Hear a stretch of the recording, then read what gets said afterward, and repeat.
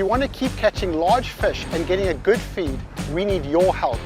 We just need to know a little bit about what you caught and how you caught it. Hi, I'm Brooke from Niwa. I'm just doing the recreational fishing survey at the moment, so if you have time for a few questions? Yep. To monitor the recreational fisheries catch, we have boat ramp interviewers stationed at some of the key ramps around the country. So we are trying to collect information about how you caught your fish and what you caught. There are probably about 600,000 recreational fishers in New Zealand. We need to understand what they're harvesting along with the commercial harvest so that we can set appropriate management measures, things like bag limits or minimum landing sizes to make sure that the stock is being managed sustainably.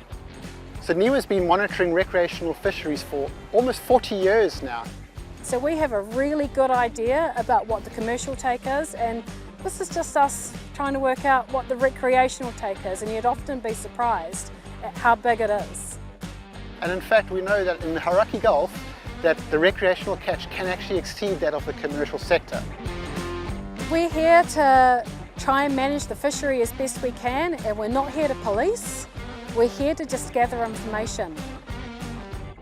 The research we do at Niwa on recreational fisheries includes more than just boat ramp interviews. We also have cameras at certain boat ramps in which we film the activity coming across the ramp.